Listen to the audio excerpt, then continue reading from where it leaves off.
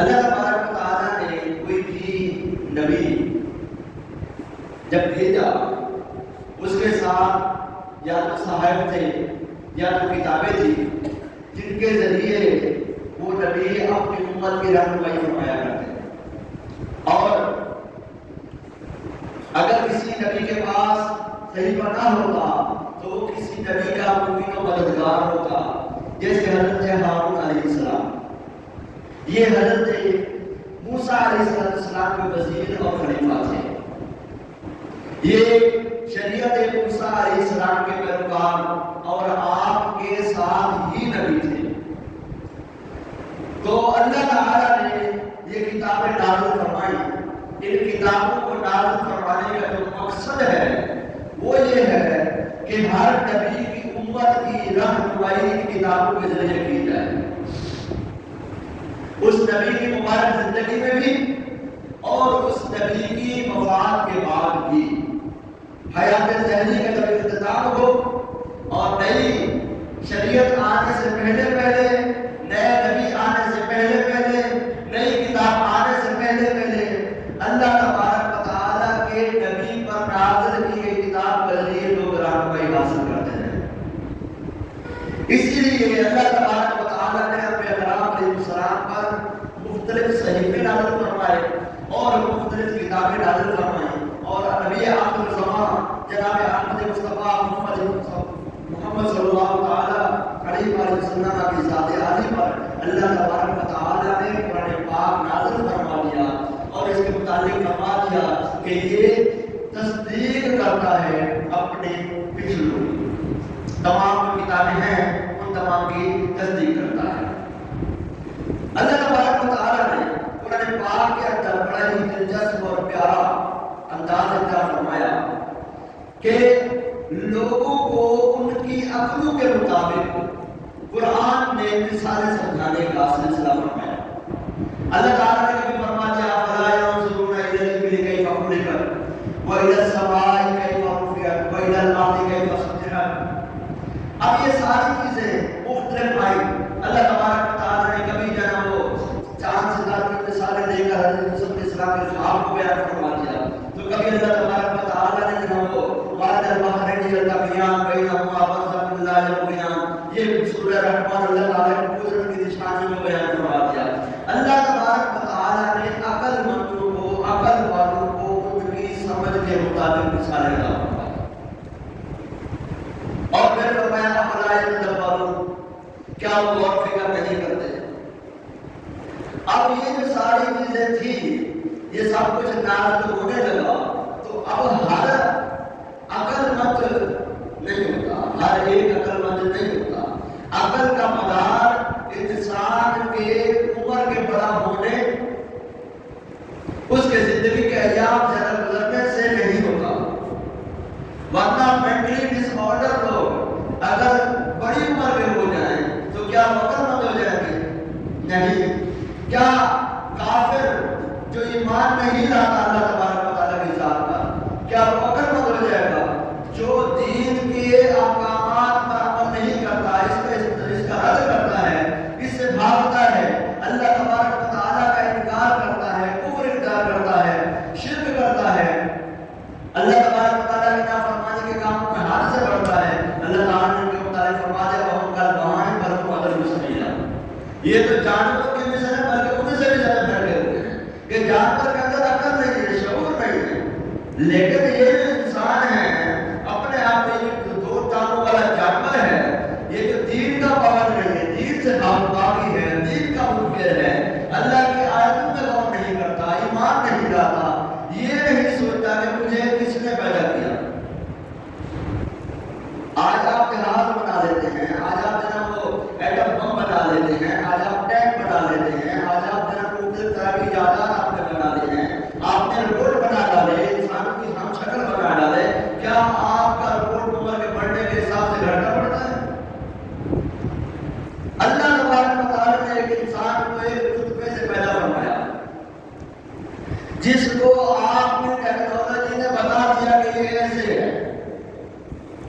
آج تو باقاعدہ سب کچھ لگتا جاتا ہے، سب کچھ اسکین ہو رہا ہوتا ہے، سب کچھ پتہ چل رہا ہوتا ہے کہ یہ جو پانی کا قطرہ ہے، اب یہ قطرہ گوشت کی شکل اختیار کر چکا ہے، یہ گوشت کی جو شکل ہے اب اس میں ہڈیاں آنا شروع ہو گئی ہے، اب اس میں سے ہڈیاں جو ہے وہ پوری ہو گئی ہے، جسم پورا ہو گیا ہے، چہرے کے قطعات ہو گئے ہیں، مرد و عورت کے آزاد اب جو ہے وہ امتحان ہو گیا ہے، بالکل امتیاز ہو گیا ہے، سب کچھ دیکھا جا سکتا ہے، لیکن کہاں سے شروع ہوا، کہاں تک پہنچا، اللہ تبارک و تعالیٰ کی نشان نہیں اور کیا ہے، لیکن غور نہیں کرتا۔ اب اس طرح کے لوگوں کو سمجھانے کے لیے اللہ تبارک و تعالیٰ نے ایسے بے عقلوں کو سمجھانے کے لیے، دین پر اعتراض کرنے والوں کو سمجھانے کے لیے اللہ تبارک و تعالیٰ نے قرآن پاک میں آیات نازل کی۔ فرمایا ان اللہ لا یستحیی ان یضرب مثلا ما بعوضۃ فما فوقها فاما الذین آمنوا فیعلمون انه الحق من ربهم واما الذین کفروا فیقولون ماذا اراد اللہ بهذا مثلا يضل به كثيرا ويهدي به كثيرا وما يضل به الا الفاسقين۔ یہ ہے اب اس آیت مبارکہ کے متعلق ہم گفتگو کریں گے۔ اللہ تبارک و تعالیٰ کا یہ فرمان ہے، پارہ 1 سورہ بقرہ آیت نمبر 26۔ اس آیت مبارکہ کا جو شان نزول ہے وہ میں آپ لوگوں کو گفتگو بیان کر چکا ہوں کہ یہ آیت مبارکہ کس طرح کے لوگوں کے متعلق نازل ہوئی ہے کہ جو قرآن پڑھ کر قرآن پر اعتراض کرتے تھے، قرآن سن کر قرآن پر اعتراض کرتے تھے، کہ اللہ تبارک و تعالیٰ نے اپنے لوگوں کو جو ہے وہ کمزور کر دیا اللہ تعالیٰ کے قرآن میں، اللہ تعالیٰ کی دلیلوں میں، نبی اکرم صلی اللہ تعالیٰ علیہ وسلم کے بیان میں، تو اب یہ خاموش نہ رہ سکے، اب انہوں نے الٹا قرآن پر اعتراض کرنے کی اجازت شروع کر دی اور بولنے لگے کہ قرآن خدائی کلام کیسے ہو سکتا ہے، اس میں تو کبھی پکشی کی مثال دے رہا ہے، کبھی مچھر کی مثال دے رہا ہے، کبھی کیا مثال دیتا ہے، کبھی کیا مثال دیتا ہے، یہ کیا بات بھی، یہ کون سا خدائی کلام ہے، یہ خدائی کلام ہو ہی نہیں سکتا۔ اگر خدائی کلام ہوتا تو یہ مکھی مچھر کی کوئی باتیں بیان کرتا۔ اچھا یہی بے وقوف لوگ جب اسلام تشریف لایا، نبی اکرم صلی اللہ تعالیٰ علیہ وسلم نے ان لوگوں کو جمع کیا، جمع کر کے آپ نے ان کو دعوت دی کہ میں رسول ہوں، میں نبی ہوں، میں تمہیں تبلیغ کرتا ہوں، میں تمہیں اس عذاب سے ڈراتا ہوں جو آنے والا ہے، لہٰذا مجھ پر ایمان لے۔ اور یہ کہنے لگے کہ اچھا تم نے کسی نے جمع کیا۔ اب آپس میں ایک دوسرے سے کہتے کہ جب عتبہ بن ربیعہ کو بھیج دیا، کہتے جاؤ جا کر ان سے بات کرو۔ عتبہ بن ربیعہ کہتے ہیں میں سوچتا ہوں کہ میں جا کر ان سے بات کروں، ان سے گفتگو کروں اور ان سے بات کروں، ہو سکتا ہے ہماری بات کو مان جائیں اور ہم ان کے سامنے کچھ امور رکھ دیتے ہیں، کچھ معاملات پیش کر دیتے ہیں۔ تو جب یہ عتبہ بن ربیعہ حضور کے بارگاہ میں پہنچتا ہے، کہتا ہے اے بھتیجے، میں تمہارے سامنے کچھ باتیں رکھنا چاہتا ہوں، اگر تم قبول کر لو گے تو اچھی بات ہے۔ پہلی بات تو یہ ہے کہ یہ جو تم دین لے کر آئے ہو اس کی وجہ سے اگر تمہیں مال نہیں تو ہم تمہیں مال دے دیتے ہیں، یہاں تک کہ ہم سب قریشوں سے بڑے مالدار ہیں۔ واہ، آپ خاموش رہے۔ کہتا ہے اگر تم یہ کہتے ہو کہ تم سردار بننا چاہتے ہو ہمارے، تو ہم تمہیں سردار بنا دیتے ہیں، تمہارے بغیر ہم کوئی فیصلہ نہیں کریں گے۔ اگر تم یہ چاہتے ہو کہ ہم تمہیں لڑکی بھی آنے تو ہم اپنی خوبصورت گواری لڑکے سے تمہاری شادی کر دیتے ہیں، تم اس سے شادی کرو۔ اگر تم یہ چاہتے ہو کہ تم ہمارے ملک کے بادشاہ بن جاؤ، ہم تمہیں اپنا بادشاہ بنا لیتے ہیں۔ شرط ایک ہے، تم جو چاہو ہم تمہیں دے دیتے ہیں، تم ہمارے بتوں کو یہ نہ کہو کہ یہ برے، تم ہمارے بیعقلوں کو یہ نہ کہو کہ یہ بے وقوف لوگ ہیں، ہمارے سرداروں کو بے وقوف نہ کہو، تم ان کو یہ نہ کہو، ان کو وہ نہ کہو، ہم تمہیں جو چاہتے ہو تمہیں بنا دیتے ہیں۔ آپ نے فرمایا اچھا تمہیں بول لیا، تو یہ بھی کہنے لگا تھا اچھا اگر ہو سکتا ہے کہ تمہیں جناب جن ہو، تمہیں جناب جنات کا سایہ پڑ گیا ہو، جس وجہ سے ایسی بیٹی باتیں کرتے ہو، تو ہم اپنا مال سارا خرچ کرتے ہیں کہ تمہارا علاج کروائیں گے تاکہ تم ایسی باتیں بول دو۔ ولا یعلم باللہ تعالیٰ۔ اب یہ بے وقوف لوگ تھے۔ اللہ تبارک و تعالیٰ کے نبی حضور صلی اللہ تعالیٰ علیہ وسلم نے جواب عطا فرمایا، فرمایا عتبہ تم خاموش ہو گئے ہو یا میں بولوں گا یا کچھ بولنا ہے؟ تو کہنے لگا میں چپ ہو گیا۔ آپ نے فرمایا کہ میں تو آیا اسی لیے ہوں، اللہ تعالیٰ نے مجھے بھیجا اسی لیے ہے کہ میں تمہیں دین کی ہدایت راہ دکھاؤں، میں تمہیں اس عذاب سے بچانے کے لیے ہوں جس کا ادھر آدمی اور پتھر ہے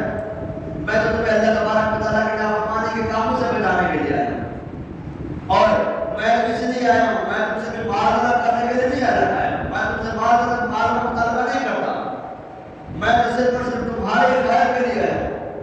اور جب یہ باتیں ہوتی رہی، گفتگو ہوتی رہی، آپ علیہ السلام کو آیات پڑھتے چلے گئے جن میں کفار کی زجر و توبیخ تھی، ان کو عذاب جہنم کے خوف دلائے گئے تھے۔ اتبا کیا کرتا ہے؟ اتبا سرکار کے اوپر ہاتھ رگڑنے لگا ہے، بس کہ ایسا نہ ہو کہ میرا بھی نام آ جائے قرآن۔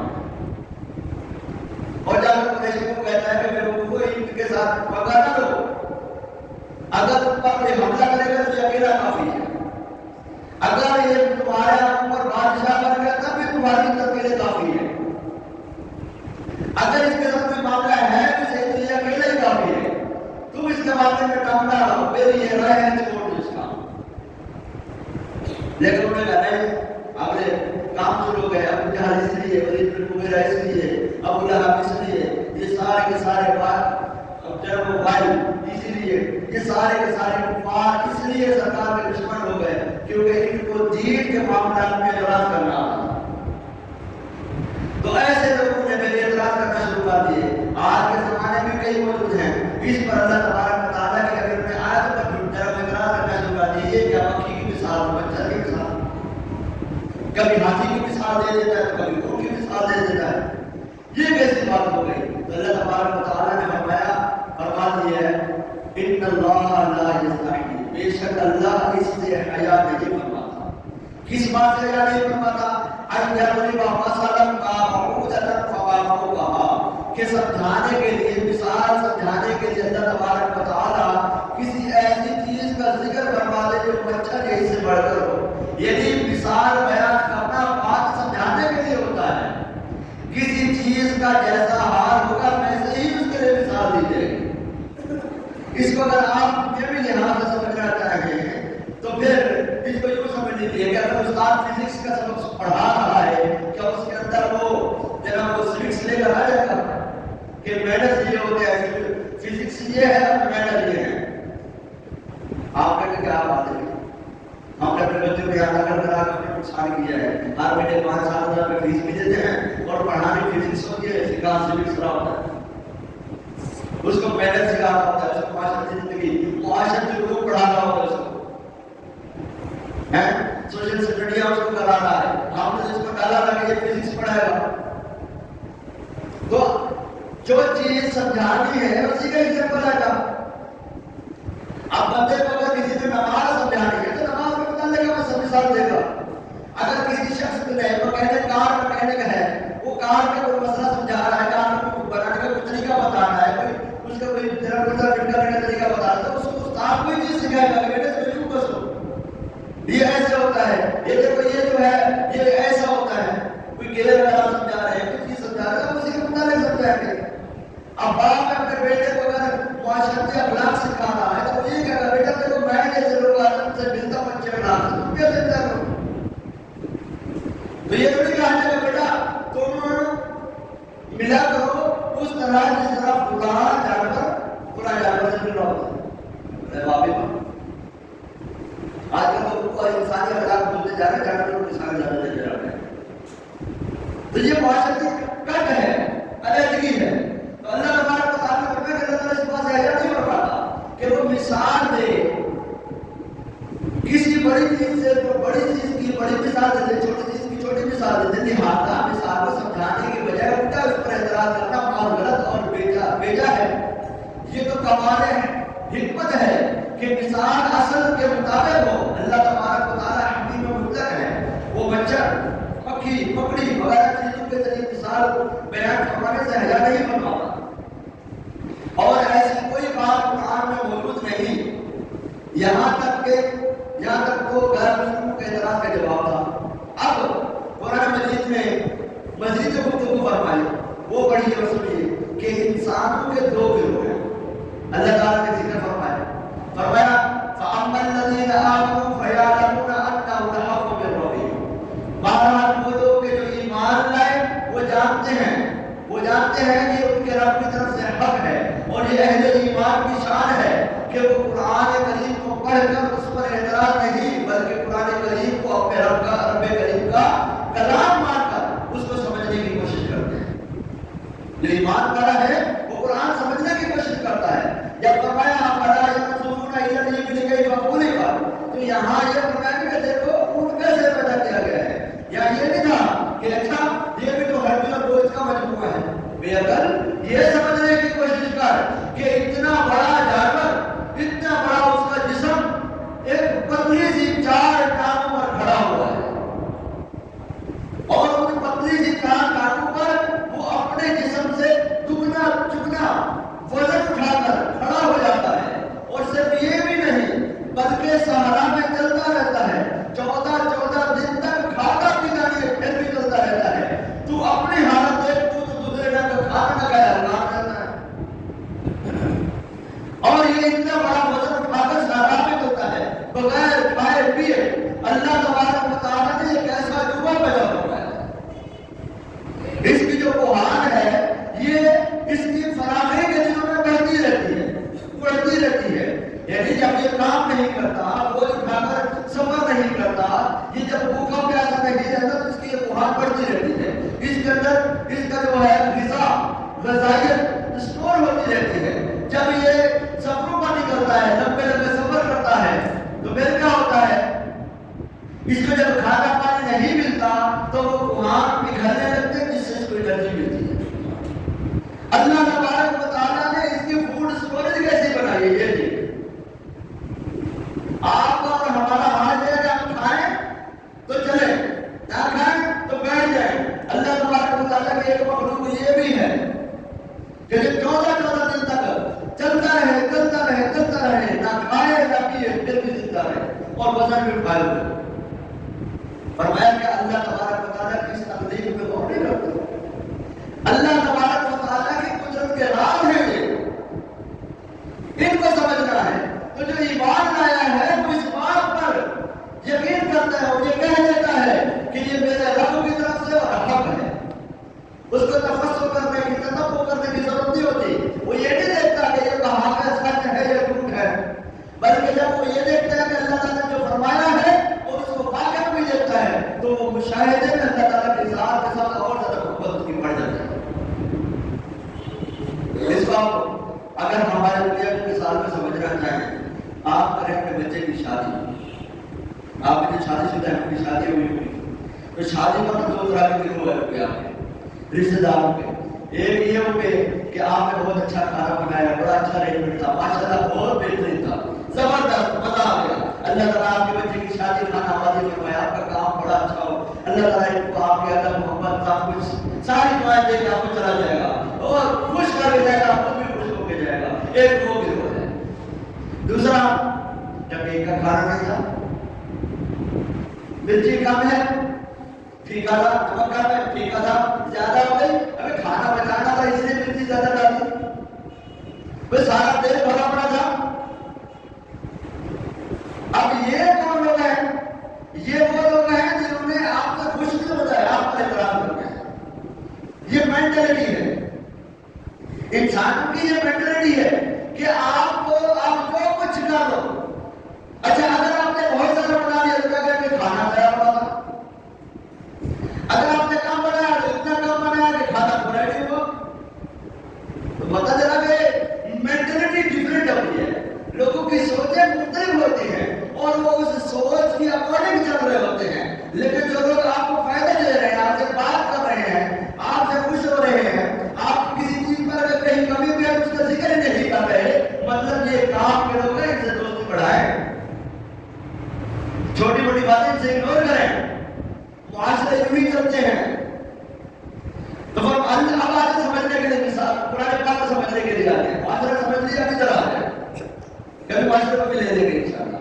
تو فرمایا کہ جو لوگ ایمان لاتے ہیں وہ جانتے ہیں کہ یہ ان کے رب کی طرف سے حق ہے، وہ اس پر اعتراض نہیں کرتے. اور دوسرا جو کون ہے؟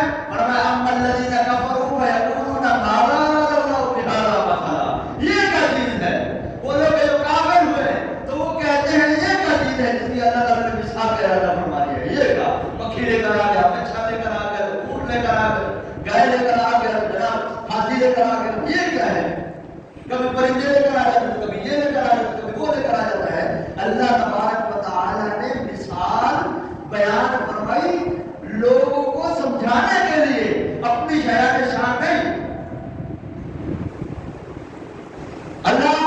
یہ شایان شان یہ ہے کہ اللہ تبارک و تعالیٰ نے اپنے محبوب کو پڑھایا ہے. محمد مصطفیٰ احمد مصطفیٰ جناب خاتم الانبیاء صلی اللہ تعالیٰ علیہ وسلم اللہ کے حضور پڑھے ہوئے ہیں اور یہ آپ کا ہی خاصہ ہے. نبی یہ امی ہے. دنیا میں آپ کا کوئی استاد نہیں, یہاں تک کہ جبریل بھی آپ کو استاد نہیں ہے. اللہ تبارک و تعالیٰ نے آپ کو پڑھایا ہے. یہ ہے اللہ تبارک و تعالیٰ کی شان. علامہ کا بارک تکم تعالیٰ, اللہ تعالیٰ نے تجھے وہ سکھا دیا کہ تم نہیں جانتے. آگے سمجھ. تو اللہ تبارک و تعالیٰ نے مثال دیے وہ سمجھانے کے لیے دیے کس کو, ہمیں سمجھ آ جائے. اور حکیم کا کام یہی ہوتا ہے کہ وہی مثال دے سمجھانے کے لیے ہو. جیسے میں نے آپ کو کیا ہے, ڈاکٹر کبھی بھی آپ کو کارپینٹر کی مثال نہیں دے گا. ڈاکٹر کا اور کبھی آپ کو جو ہے وہ کمپیوٹر انجینئر کبھی آپ کو ویلڈر کی مثال نہیں دے گا. وہ اپنے پروفیشن کے متعلق مثال دے گا اور آپ کو سمجھانے کا ایگزامپل ٹرائی کرنے کی کوشش کرے گا. یہ ہوتی ہے ضرورت. حکمت اسی کو کہتے ہیں کہ اس وقت انسان کے سمجھنے کا معیار کیا ہے, اس کو اسی کے مطابق سمجھا دیا جائے. جب اس کے مطابق اس کو سمجھا دیا جائے گا, اس کی بات عقل کے قریب ہو جائے گی, اس کو سمجھ آ جائے گی. اب یہ لوگ اعتراض کرتے تھے کہ کسی چیز کا جیسا حال ہوگا ویسے بھی مثال دی جائے گی. جیسے میں نے آپ کو عرض کیا ہے تو فرمایا کہ فَأَمَّا الَّذِينَ آمَنُوا وَيَعْلَمُونَ أَنَّهُ الْحَقُّ مِن رَّبِّهِمْ, کہ جو لوگ ایمان لے آئے وہ قرآن پڑھ کر اس پر اعتراض نہیں بلکہ قرآن کریم کو اللہ پاک کا کلام سمجھ لیتے ہیں. فَأَمَّا الَّذِينَ كَفَرُوا, بہرحال وہ لوگ جو کافر ہوئے, فَيَقُولُونَ مَاذَا أَرَادَ اللَّهُ بِهَٰذَا مَثَلًا, تو یہ کیا چیز ہے جس کا اللہ تعالیٰ نے مثال بیان کرنے کا ارادہ فرما لیا ہے. يَهْدِي بِهِ كَثِيرًا وَيُضِلُّ بِهِ كَثِيرًا, يُضِلُّ بِهِ كَثِيرًا وَيَهْدِي بِهِ كَثِيرًا. بے شک اللہ تعالیٰ کیا کرتا ہے, اللہ تعالیٰ بہت سے لوگوں کو اس کے ذریعے گمراہ کرتا ہے اور بہت سے لوگوں کو اس کے ذریعے ہدایت دیتا ہے. یعنی یہ جو مثالیں بیان فرمائی ہیں یہ کسوٹی ہے. ان کو پڑھ کر اہل ایمان کا ایمان اور بے ایمانوں کے بے ایمانی ظاہر ہو جاتی ہے. یہ جو مثالیں بیان کی جاتی ہیں, کوئی تو وہ ہے کہ جن کا ایمان پہلے سے زیادہ پختہ ہو جاتا ہے, اور کوئی وہ ہے کہ قرآنی مثالیں پڑھ کر مزید گمراہی میں جا گرتے ہیں. اور حال یہ ہو جاتا ہے کہ وہ لوگ جو قرآن سے ہدایت لینے کی بجائے ان پڑھ ہو جاتے ہیں اور فسق و فجور میں پڑ جاتے ہیں. اللہ تعالیٰ ان کے متعلق فرماتا ہے وَمَا يُضِلُّ بِهِ إِلَّا الْفَاسِقِينَ. اللہ تعالیٰ ان مثالوں کو بیان کرنے کے ذریعے اس قرآن کے ذریعے نہیں گمراہ کرتا مگر فاسق لوگ. قرآن تو ہدایت ہے, ذالک کتاب لا ریب فیہ, یہ وہ کتاب ہے جس کے اندر کوئی شک ہی نہیں ہے. ھدی للمتقین, یہ متقین تقوی والوں کے لیے ہدایت ہے. لہذا اہل ایمان پر لازم ہے کہ وہ اس آیت مبارکہ سے حاصل ہونے والی جو علم ہے, جو برکتیں ہیں, ان کو سمجھنے کی کوشش کریں. اب کچھ میں چیزیں یاد کروں گا. پہلی بات یہ ہے کہ سیکھنے کو, یہ بات سیکھنے کو ملی کہ علم دین سیکھنے اور دوسروں کو سکھانے میں ہمیں جھجک نہیں کرنی چاہیے. کہ اللہ تبارک و تعالیٰ فرماتا ہے ان اللہ لا یستحیی ان یضرب مثلا ما بعوضۃ, کہ اللہ تبارک و تعالیٰ حیا نہیں فرماتا اس بات سے کہ وہ مکھی کی مثال دے, اور آپ کو کہا یا پھر اس سے بھی بڑھ کر. تو علم دین سیکھنے میں کسی سے حیا کی بات نہیں ہے, بات سمجھنے سمجھانے کے لیے ہی ہے. ہمارا رب کریم اس بات سے حیا نہیں فرماتا. اگر یہ حیا کا معنی ہمارے حق میں کچھ اور ہے, اللہ پاک کے حق میں کچھ اور ہے, یعنی ہمارے حق میں جو حیا ہے وہ بے حیائی کے مقابلے میں ہے.